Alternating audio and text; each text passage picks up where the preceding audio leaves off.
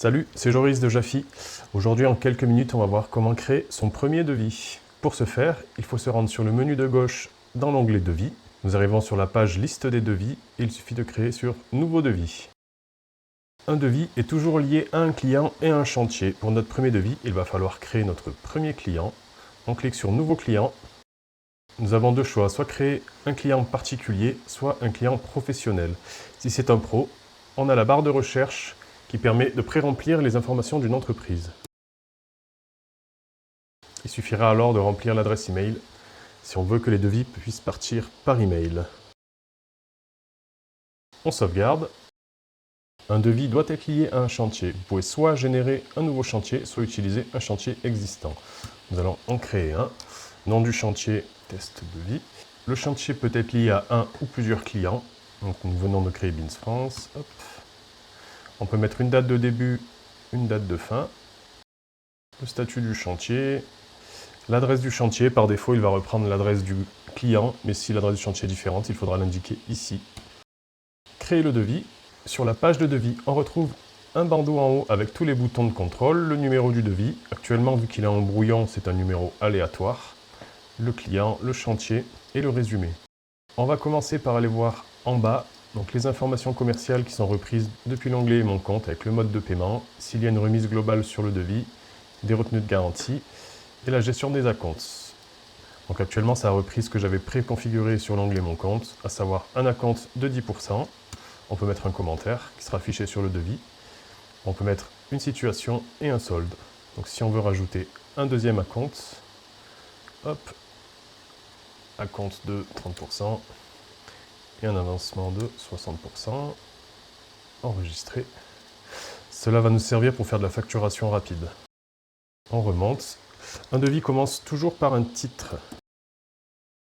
Ensuite, en cliquant sur la ligne, on peut insérer un sous-titre, une ligne de devis ou un commentaire. Donc, un sous-titre.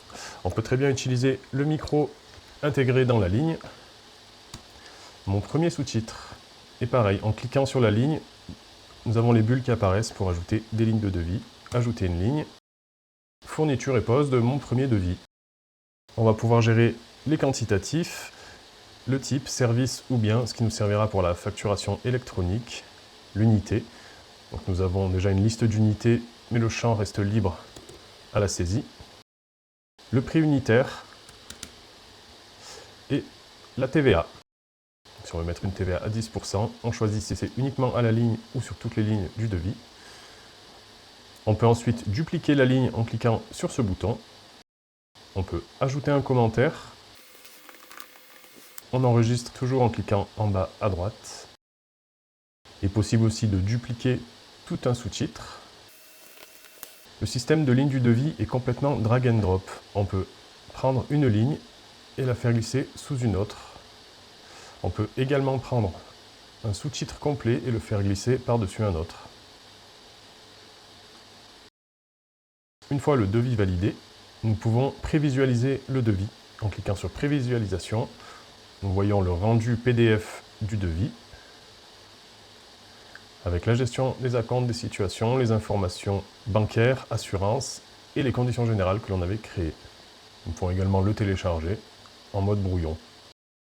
Ensuite, il faut finaliser le devis. Donc la finalisation d'un devis va générer un numéro de devis, enlever le filigrane brouillon sur le PDF et passer le statut en finalisé. À ce stade-là, le devis n'est plus modifiable.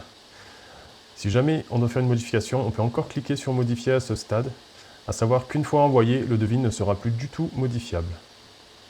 Donc si nous cliquons sur Ouvrir le PDF, on revoit que le filigrane brouillon est parti. Il y a maintenant deux façons d'envoyer le devis. En cliquant sur Envoyer le devis, on peut choisir soit de l'envoyer par mail, cela va reprendre le mail de contact, soit dire je l'enverrai moi-même, et en ce compte-là, on peut l'envoyer par courrier, le donner à main propre. En cliquant sur Envoyer par mail, cela va activer la signature électronique. Le devis est maintenant envoyé, il n'est plus modifiable. Le client va donc recevoir ce mail et va pouvoir consulter et signer le devis en ligne. Le client verra donc l'aperçu PDF du devis, télécharger le devis et en cliquant sur Signer, va pouvoir signer son devis. Hop. Une fois le devis signé, le client le recevra signé par mail Et en actualisant la page, nous pouvons voir le document signé.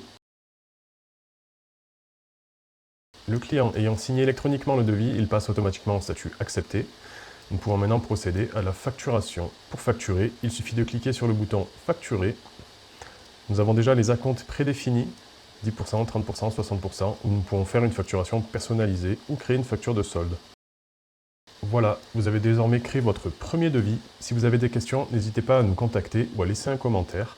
Et dans la prochaine vidéo, nous verrons comment faire une facture. À bientôt sur Jafy.